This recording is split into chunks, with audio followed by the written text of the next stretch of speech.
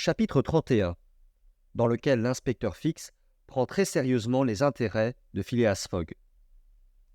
Phileas Fogg se trouvait en retard de 20 heures.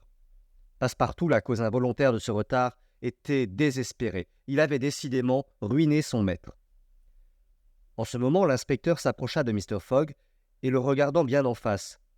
« Très sérieusement, monsieur, lui demanda-t-il, vous êtes pressé ?»« Très sérieusement, » répondit Phileas Fogg. « J'insiste, reprit Fix. Vous avez bien l'intérêt à être à New York le 11 avant 9 heures du soir, heure du départ du paquebot de Liverpool. Un intérêt majeur. Et si votre voyage n'eût pas été interrompu par cette attaque d'Indiens, vous seriez arrivé à New York le 11, dès le matin. Oui, avec 12 heures d'avance sur le paquebot. Bien. Vous avez donc 20 heures de retard, entre 20 et 12, l'écart est de 8. C'est 8 heures à regagner. Voulez-vous tenter de le faire ? À pied ? Demanda Mr. Fogg. Non, en traîneau, répondit Fix. En traîneau à voile. Un homme m'a proposé ce moyen de transport. C'était l'homme qui avait parlé à l'inspecteur de police pendant la nuit et dont Fix avait refusé l'offre. Phileas Fogg ne répondit pas à Fix, mais Fix, lui ayant montré l'homme en question qui se promenait devant la gare, le gentleman alla à lui. Un instant après, Phileas Fogg et cet Américain, nommé Mudge, entraient dans une hutte construite au bas du fort Kearney. Là, Mr. Fogg examina un assez singulier véhicule, sorte de châssis, établi sur 2 longues poutres, un peu relevées à l'avant comme les semelles d'un traîneau, et sur lequel 5 ou 6 personnes pouvaient prendre place. Au tiers du châssis, sur l'avant, se dressait un mât très élevé, sur lequel s'enverriait une immense brigantine. Ce mât, solidement retenu par des haubans métalliques, tendait un étai de fer qui servait à garder un foc de grande dimension. À l'arrière, une sorte de gouvernail godille permettait de diriger l'appareil. C'était, on le voit, un traîneau gréé en sloop. Pendant l'hiver, sur la plaine glacée, lorsque les trains sont arrêtés par les neiges, ces véhicules font des traversées extrêmement rapides d'une station à l'autre. Ils sont d'ailleurs prodigieusement voilés, plus voilés même que ne peut l'être un cotre de course exposé à chavirer.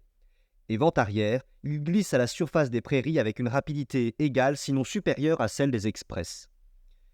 En quelques instants, un marché fut conclu entre Mr. Fogg et le patron de cette embarcation de terre. Le vent était bon, il soufflait de l'ouest en grande brise. La neige était durcie, et Mudge se faisait fort de conduire Mr. Fogg en quelques heures à la station d'Omaha. Là, les trains sont fréquents et les voies nombreuses, qui conduisent à Chicago et à New York. Il n'était pas impossible que le retard fût regagné. Il n'y avait donc pas à hésiter à tenter l'aventure. Mr. Fogg, ne voulant pas exposer Miss Aouda aux tortures d'une traversée en plein air, par ce froid que la vitesse rendrait plus insupportable encore, lui proposa de rester sous la garde de Passepartout à la station de Kearney. L'honnête garçon se chargerait de ramener la jeune femme en Europe par une route meilleure et dans des conditions plus acceptables. Miss Aouda refusa de se séparer de Mr. Fogg, et Passepartout se sentit très heureux de cette détermination. En effet, pour rien au monde, il n'eût voulu quitter son maître puisque Fix devait l'accompagner. Quant à ce que pensait alors l'inspecteur de police, ce serait difficile à dire.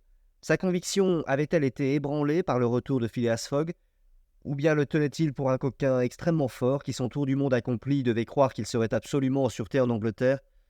Peut-être l'opinion de Fix touchant Phileas Fogg était-elle enfin modifiée. Mais il n'en était pas moins décidé à faire son devoir, et plus impatient que tous, à presser de tout son pouvoir le retour en Angleterre. À 8 heures, le traîneau était prêt à partir. Les voyageurs, on serait tenté de dire les passagers, y prenaient place et se serraient étroitement dans leur couverture de voyage. Les 2 immenses voiles étaient hissées, et sous l'impulsion du vent, le véhicule filait sur la neige durcie avec une rapidité de 40 miles à l'heure. La distance qui sépare le fort Kearney d'Omaha est en droite ligne, à Bolda Bay, comme disent les Américains, de 200 miles au plus. Si le vent tenait, en 5 heures, cette distance pouvait être franchie. Si aucun incident ne se produisait, à 1 heure après-midi, le traîneau devait avoir atteint Omaha. Quelle traversée! Les voyageurs, pressés les uns contre les autres, ne pouvaient se parler. Le froid, accru par la vitesse, leur eût coupé la parole. Le traîneau glissait aussi légèrement à la surface de la plaine qu'une embarcation à la surface des eaux, avec la houle en moins.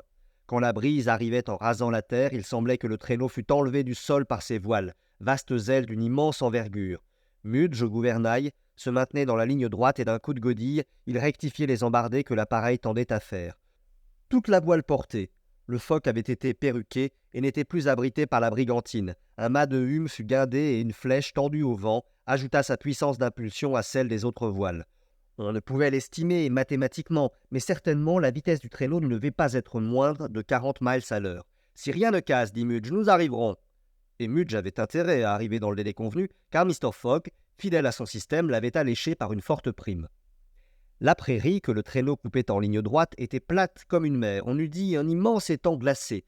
Le railroad qui desservait cette partie du territoire remontait du sud-ouest au nord-ouest par Grand Island, Columbus, ville importante du Nebraska, Schuyler, Fremont puis Omaha. Il suivait pendant tout son parcours la rive droite de Platte River. Le traîneau, abrégeant cette route, prenait la corde de l'arc décrite par le chemin de fer. Mudge ne pouvait craindre d'être arrêté par la Platte River à ce petit coude qu'elle avait fait en avant de Fremont, puisque ses eaux étaient glacées. Le chemin était donc entièrement débarrassé d'obstacles, et Phileas Fogg n'avait donc que 2 circonstances à redouter. Une avarie de l'appareil, un changement ou une tombée du vent. Mais la brise ne mollissait pas. Au contraire, elle soufflait à courber le mât que les haubans de fer maintenaient solidement. Ces filets métalliques, semblables aux cordes d'un instrument, résonnaient comme si un archer eût provoqué leur vibration. Le traîneau s'enlevait au milieu d'une harmonie plaintive, d'une intensité toute particulière.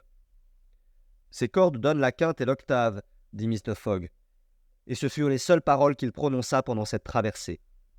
Miss Aouda, soigneusement empaquetée dans les fourrures et les couvertures de voyage, était, autant que possible, préservée des atteintes du froid.